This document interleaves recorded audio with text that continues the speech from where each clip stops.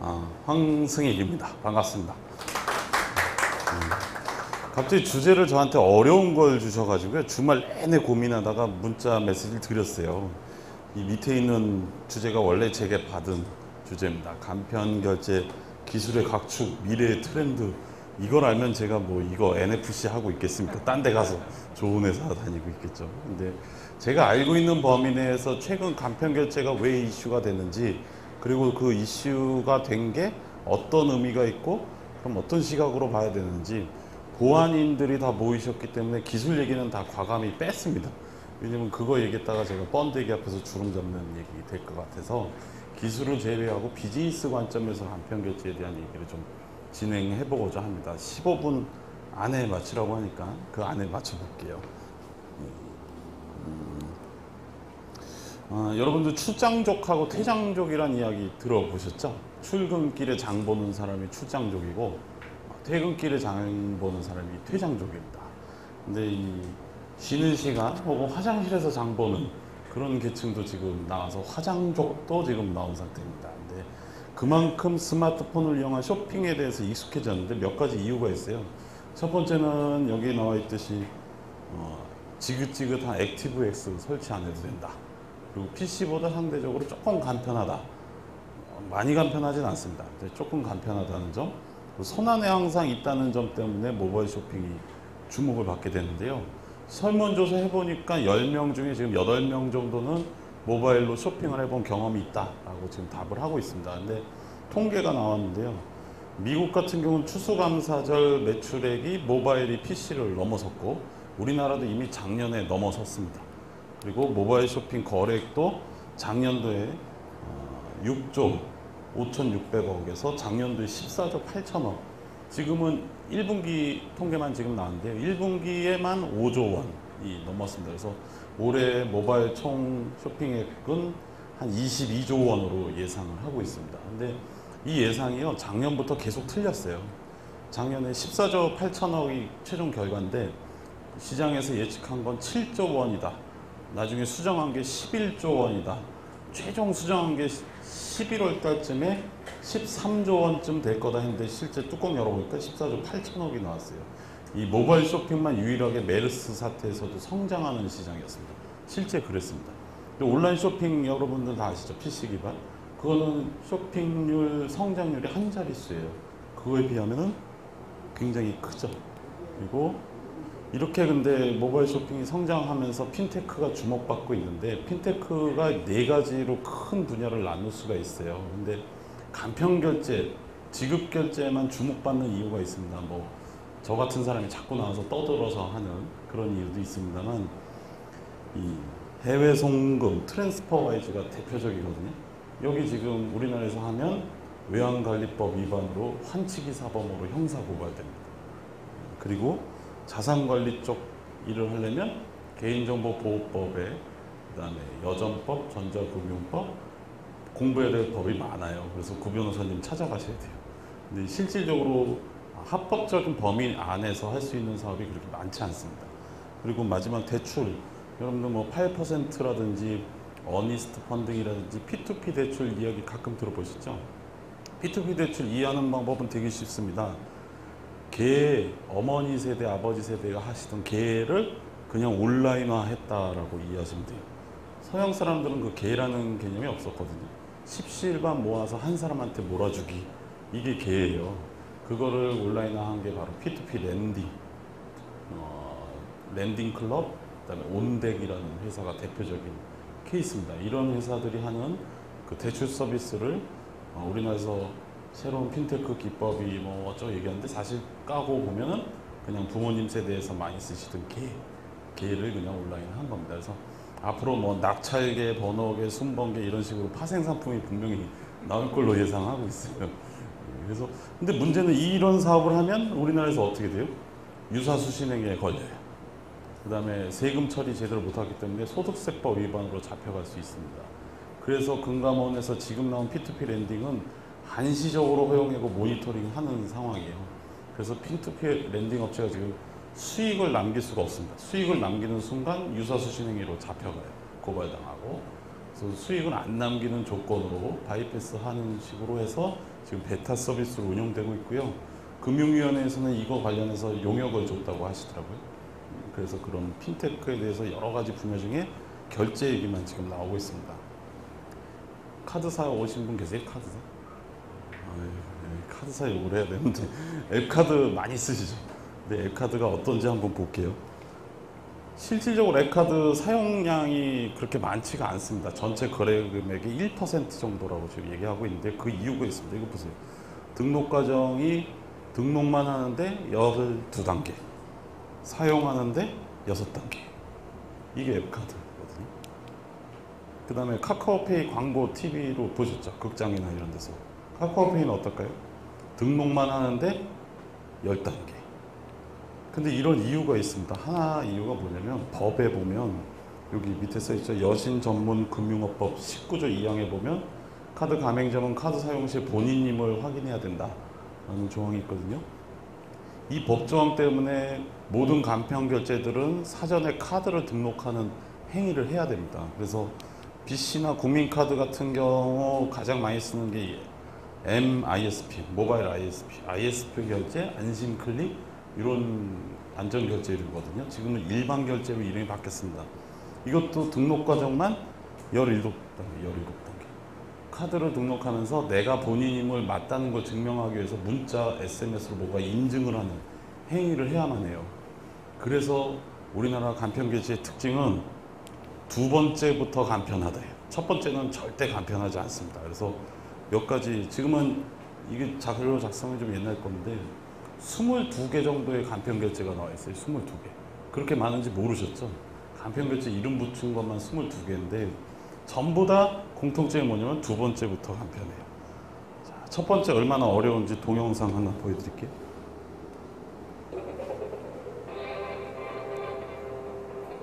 저희가 만들다 보니 조금 곡해가 있습니다.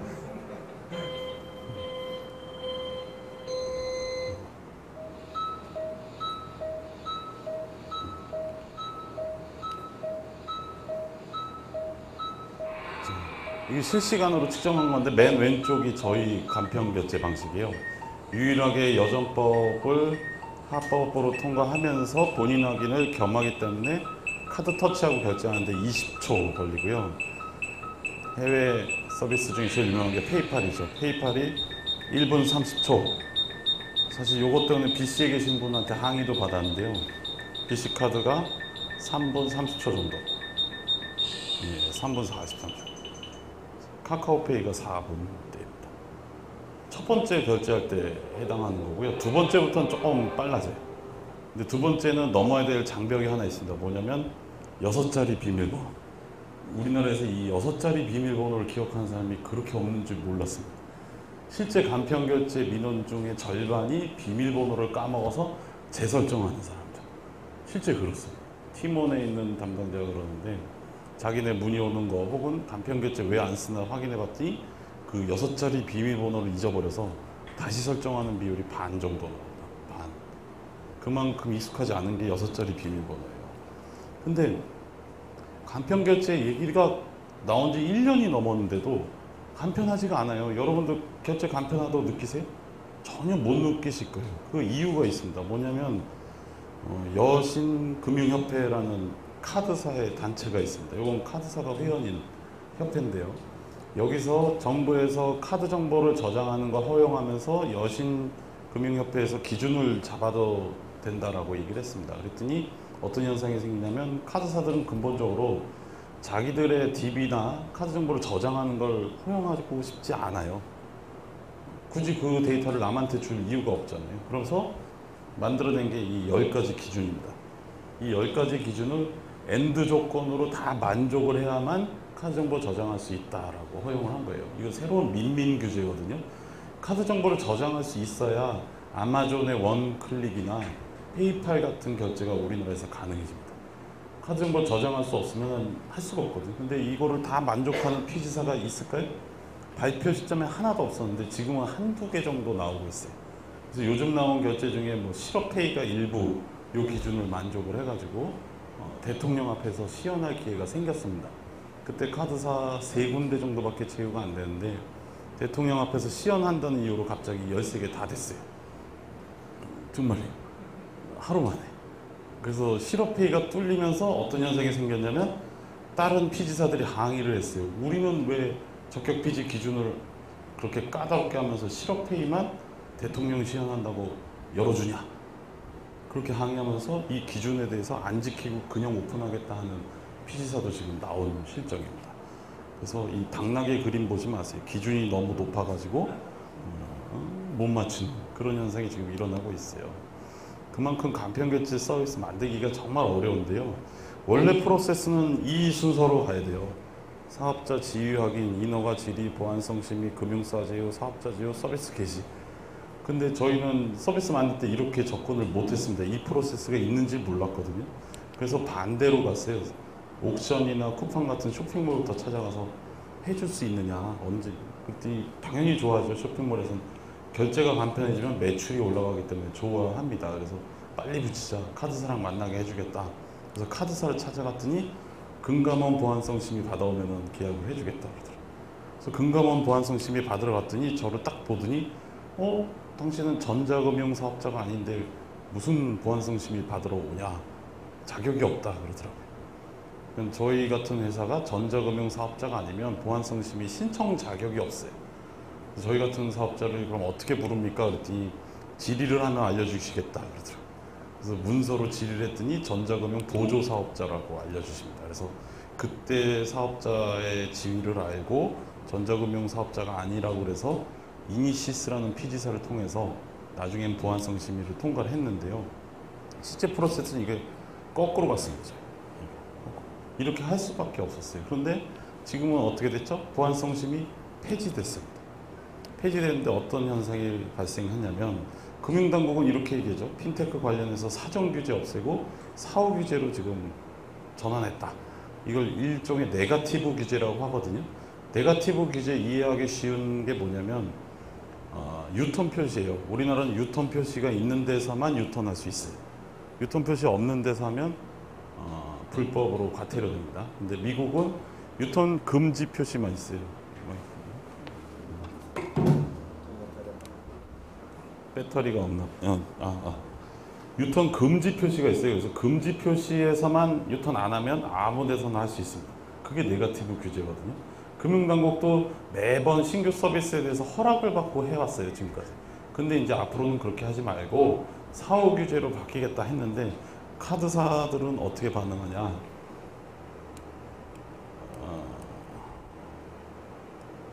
사소한 사고로 잘릴 수 있는 거 아니야?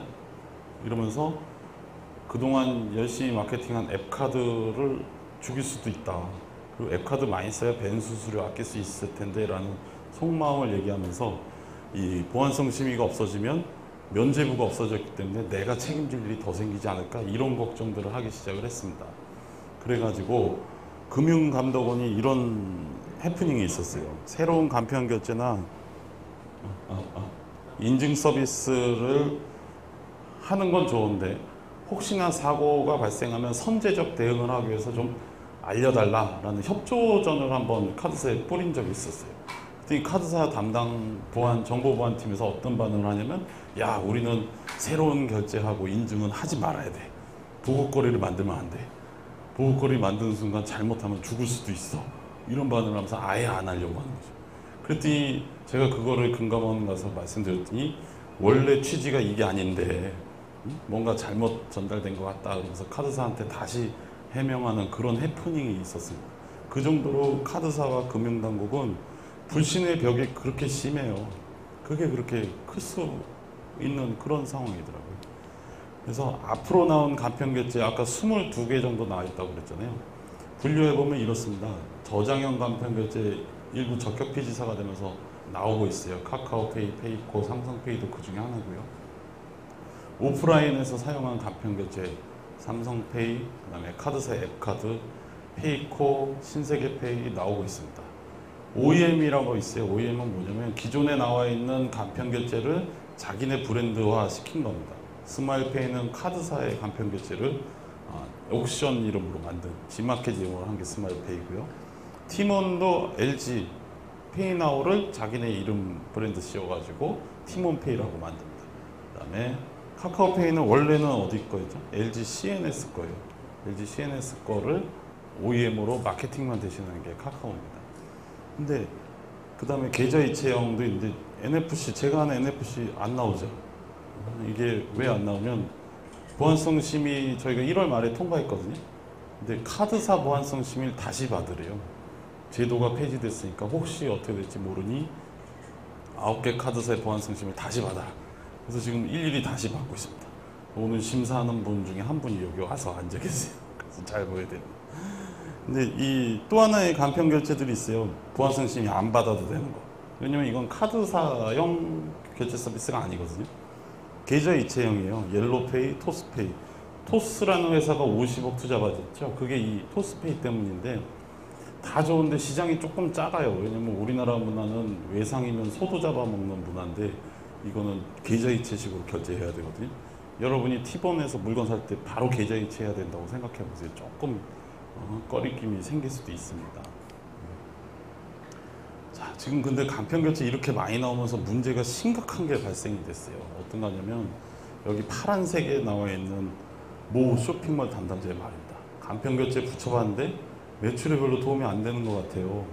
그리고 마케팅 지원금 얼마 주실 거예요? 이런 얘기들을 묻기 시작했습니다. 이게 무슨 얘기냐면요.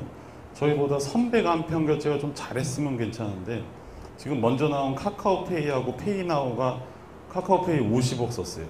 그리고 페이나우도 지금 50억 이상 마케팅비 지출하면서 쇼핑몰에 붙이고 있거든요. 해당 쇼핑몰한테 여기 마케팅 지원금으로 15억 줬어요. 이것처럼. 티몬페이 결제 시 10,000원 이상 6,000원 할인, 페이나우 10,000원 이상 5,000원 할인. 이거 하는 바람에 위메프는 이틀 만에 서버가 다운되고요. 사람들이 막 그 간편 결제에 써보기 시작을 했습니다. 근데 어떤 일이 생겼냐면 이틀 동안 15억이 나왔거든요. 지원금으로. 그런데 재결제율이 안 나오는 거예요. 티몬페이가 LG U 플러스의 페이나우거든요. 페이나우 사람들이 간편결제 등록하고 비밀번호 세팅도 했는데 다음에 쓸 땐 페이나우 안 하고 다시 ISP 결제하니까 이상하다. 왜 이러지? 그래서 쇼핑몰 담당자가 야 이거 붙여봤는데 우리 매출이 별로 도움이 안 돼. 그래서 다음에 붙을 간편결제는 돈 내면 붙여줄게. 이런 반응들이 지금 나오고 있어요. 그래서 지금 제가 제일 고민하는 거는 아니 선배 간편결제들이 좀 파급력이 좀 있게 임팩트를 줘야 되는데 너무 플레이를 못 해가지고 오히려 그 영향이 저한테까지 지금 오고 있습니다. 그래서 좀 걱정이 되고 있는데요. 그 원인이 있어요. 하나는 DMC 리포트라고 해서 간편결제에 대한 유료 리포트가 딱 하나 나와 있는 게 있거든요. 여기서 한 말이 분석 설문조사 해봤더니 간편결제 선택하는 동의는 결제창에 어떤 할인 쿠폰을 주느냐에 따라서 사람들이 왔다 갔다 한다. 그런 걸 설문조사를 통해서 결론을 내줬어요. 근데 실제로 그거를 믿고 티몬페이하고 페이나우가 이렇게 15억 이상 집행을 해봤는데 결제 선택하고는 전혀 도움이 상관관계가 없었습니다. 그래서 지금 마케팅 담당자들이 고민이 빠졌고요. 또 하나는 결제 비밀번호 재설정 비율의 반, 이게 6자리 비밀번호에 대한 어려움, 그거 아까 말씀드린 거 의외로 많습니다. 그리고 쇼핑몰에 연동된 PG의 분배 비율은 월 단위가 아닌 주 단위로 재설정. 이게 어떤 말이냐면요. 쇼핑몰 대형몰들은 PG를 2개 연결 혹은 3개 연결합니다. LGU 플러스하고 이니시스 혹은 KCP하고 KS넷 이렇게 2개 연결해 놓고요. 둘 중에 한 곳이 얼마의 마케팅 지원을 해주냐에 따라서 분배 비율이 5대5가 아니고 7대3, 6대3 주 단위로 바꿔버려요. 그러니까 저희 같은 간편결제가 붙으면 니네 간편결제 이번 달에 얼마 지원해 줄까? 우리 유저한테 쿠폰 얼마 뿌릴 거야? 물어본 다음에 그 지원 금액에 따라 그래 70% 결제 트래픽 무료 줄게 혹은 30%만 니네 줄게 이런 식의 일들을 하고 있습니다. 그게 점점 심해지고 있어요. 그래서 지금의 간편결제는 기술 문제 그다음에 마케팅 기술 문제하고 그런 걸 떠나서 마케팅 전쟁으로 이미 들어갔습니다. 그만큼 시장이 크고 레드오션과 같은 그런 시장이에요. 그래서 여기 계신 분들이 간편결제 얘기할 때 야 기술에 대해서 보안 굉장히 중요합니다. 근데 보안보다 더 중요한 게 지금 간편결제 마케팅 전쟁입니다. 모바일 같은 경우는 한 번 설정해 놓은 마케팅 방법 결제 방법을 바꾸질 않아요. 다시 바꾸지 않거든요. 그래서 한 번 처음에 자리 잡은 그 간편 결제가 1등이 될 가능성이 가장 높습니다. 그래서 그 많은 돈을 투자하고 사람들 혹은 회사들이 노력을 하는데요. 간편 결제 시장은 아직까지 1등이 없는 시장이에요. 1등이 없는 시장. 그래서 저희도 도전을 하는 거고, 누가 싸우는지는 아마 연말께쯤 되면은 윤곽이 좀 나올 것 같습니다. 이상으로 마치겠습니다. 감사합니다.